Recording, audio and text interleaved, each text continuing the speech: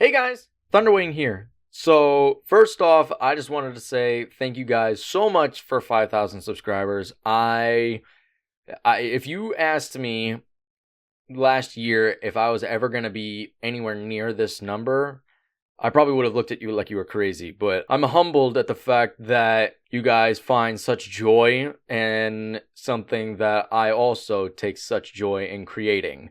So from the bottom of my heart, thank you guys so much, and buckle up because this is just the beginning. Without further ado, let's jump into the 5,000 subscriber special, my first Q&A.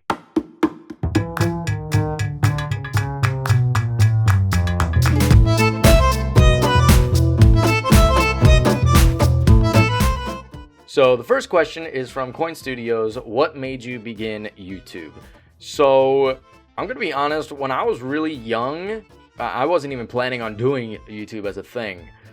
I originally was goofing off with a couple of Lego figures that I had, and I just decided, hey, I've seen this done before, let me try it my way. And I tried it, and in that recap that I posted I think 2 years ago, you can see that that Lego Minecraft video. It's not great, but hey, everybody's got to start somewhere. So as soon as I tried that, I don't know what it was, but I just fell in love with it, and I kept doing mini videos. I did some basic edits, and then I decided, hey, let me try making a series. And that was where that Return of the King, those first 3 videos came from. It was more so me just trying to mess around and see how that would work. And then when I started doing those shorter videos last year, I started rolling with it, and I was just loving that people were taking the time out of their days to see my creations, and that just was very humbling to me. Our next question comes from Pratformers. Who inspired you to do stop motions, and how do you make them so fast? So this one's a little bit of a combination. So my 2 biggest inspirations are Swagwave and Lumikin Studios. I grew up watching Swagwave's Combiner Wars videos on loop. His finale to that was fantastic. I was fascinated by how someone could breathe that much life on a desk, and I fell in love with that. Lumikin Studios was another big one. The way that he's able to bring his characters to life, it had me in awe every one of his videos. His Prime versus Primal, that was the perfect combination of humor plus talent.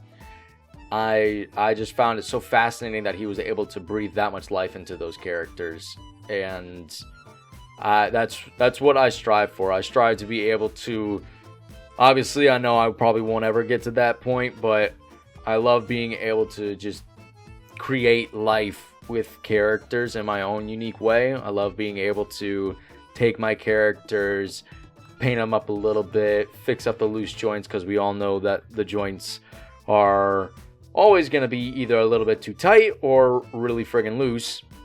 But either way, I have such a blast doing it, and there's nothing else I'd rather be doing. So next question comes from Benji TV. So he asked, do you animate and edit all of your videos by yourself? And if you do, how do you manage to avoid burnout and always upload your videos on time? That's actually a really good question. This is all about time management. To answer your first question, yes, I do. I edit and animate the videos all by myself. The only people that are helping me are the voice actors and my buddy who's doing the music. Other than that, I do everything else myself. From the script creation, which that alone takes days, to the filming, which planning for that takes forever, and then the editing, which is definitely the most fun part of it, because you get to see the culmination of everything that you've grabbed. But to avoid burnout, that's just learning to pace yourself, and it also comes with a certain mindset. I can't do this. I film for a little bit, then I back out for a few hours. I need to get it all done in one shot. I throw on a bunch of my music and I just go nuts. And the filming part definitely takes the longest. Once you get the filming done, everything else is a piece of cake. The editing, that comes with muscle memory. But as far as avoiding burnout, just don't take on more than you can chew, or that you know that you can chew. The way that I work, I'm the kind of person that can't leave something unfinished for too terribly long. So whenever I want to try and film something, I just rep it out in a weekend and I pour my heart and soul into it. But if you know that you're not of that mindset, there's not a single formula to allow. There's not a single formula that you can use that's universal for everybody. So just take your time, don't take off more than you can chew, and then eventually it'll become like muscle memory and it'll become easier. So next question is from Evaction Studios. For the Q&A, out of all comics, shows, and movies, why Transformers and doing stop motions with Transformers? So I grew up watching Transformers Prime, and something about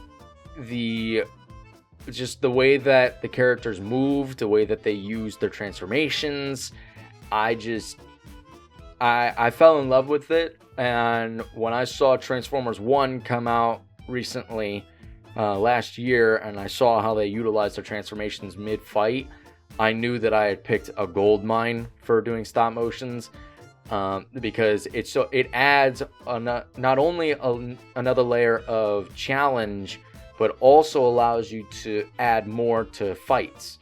Like, for instance, if I did like a Wolverine versus Ghost Rider thing, yeah, that would be pretty cool, but you could only do so much with figures that are just action figures, if that makes sense. With Transformers figures, being able to utilize the transformation joints, being able to utilize the transformations, it adds that extra layer of challenge to me. I guess that's where I'm going. That challenge allows me to find new ways to animate. Like, for instance, Gamer Edition Optimus Prime, the Prime that I use for Aftermath. That shoulder joint, whenever I saw an animation with him, I never saw anybody utilize that forward butterfly joint. And as soon as I figured out that he could use that, and that he was able to hold his axe with two hands, I absolutely had to do that. There's a way that you can get around limitations with some figures by utilizing parts that you wouldn't exactly think of.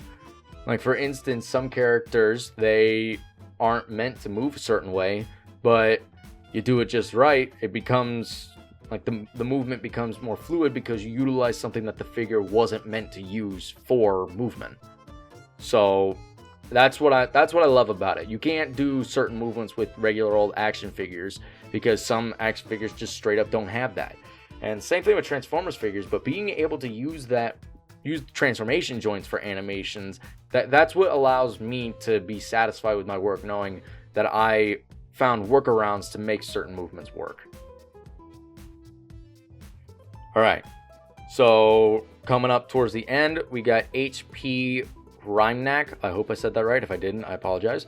So what was your favorite video to film, and what was your least favorite video to film? That's tough. So at least recently, I'm gonna go off and say that I'm gonna go on a limb and say that episode 3, Enter the Swordsman for Aftermath, was by far my favorite. I was so happy while I was filming it. Something about the fight choreography, how fluid I made some of the movements, the camera angles, the video effects. Something about it was very satisfying to me. And of course, being able to use the music from Kaiju number 8, one of my favorite animes, in that moment, that was by far my favorite video to film and write and edit, all of that.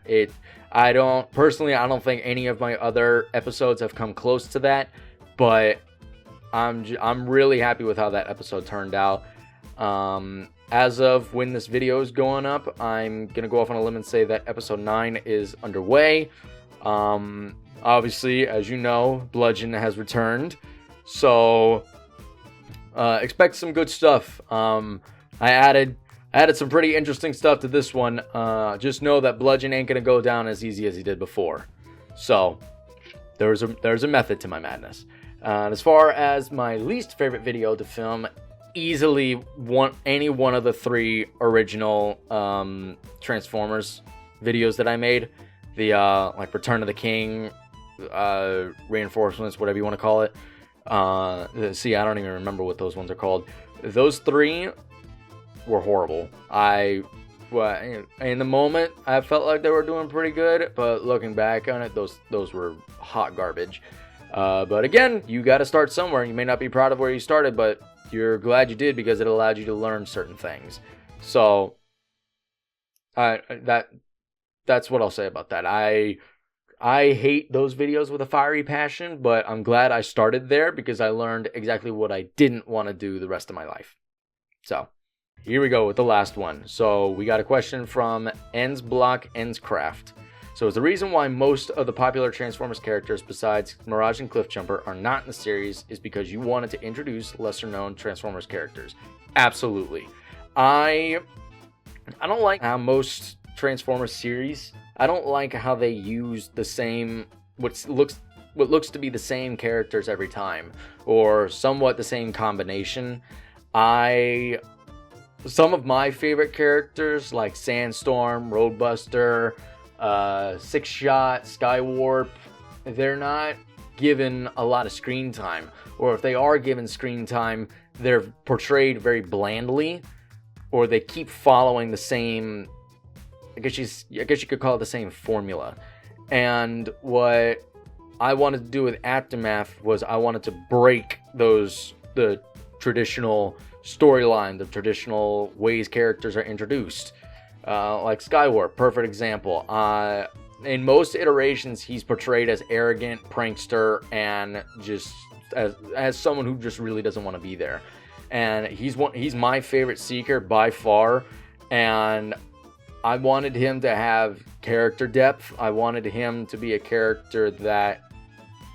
main character that definitely breaks away from how he's typically portrayed. And that's what I wanted to do with everything. I didn't want to include Bumblebee because, again, I'm honestly over the fact that he's a main character in pretty much everything that he shows up in. And it's like beating a dead horse. People milk it for all it's worth, and yes, he's a fan favorite, but we need to get the spotlight to other characters. But yeah, so essentially, Aftermath is a story about what the war could have been if it hadn't left Cybertron, or if the plan to leave Cybertron didn't happen. Obviously, it takes place a little bit after some of the events of, say, War for Cybertron or Fall of Cybertron. But again, I want to drive the message home that this is not stereotypical. This is not the typical Transformers series. At least I believe it to not be, because I wanted to try something that it seems that not a lot of people have tried. In most Transformers iterations, again, be they live action, animated, or on YouTube, somehow, some way the war finds its way to Earth, and somehow, some way Earth gets involved. I am of that group of people who believes that they shouldn't be involved at all. Again, Transformers 1 was like the holy grail to me. I loved it. I loved just focusing on the Transformers and it being on Cybertron. That was fantastic. I loved it. And that's kind of what I want to try and go for, something that utilizes Cybertron to its fullest potential versus us only seeing a little bit of it and then getting bits and pieces of it later on Earth. And again, I wanted to use this as a way to introduce characters that, again, aren't portrayed anywhere else. Like Sandstorm, I think I've maybe only seen one animation with that IDW Generations Sandstorm, and I haven't seen any animations with Six Shot at all. And he's by far one of my favorite Decepticons.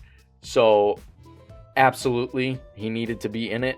I had the random idea to bring him in, and I ran with it. I took that idea and I sprinted with it. And I'm really happy with how it turned out.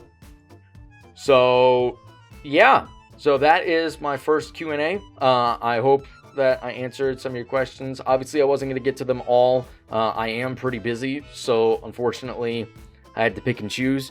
But if you guys have any further questions or anything that you would like to have included in the next Q&A, I guess send my stuff to friends, family, and let's get that subscriber count up, because if we can get up to 10,000, I'll do a little more of a deep dive on the Q&As. All right, peace out, and till all are one.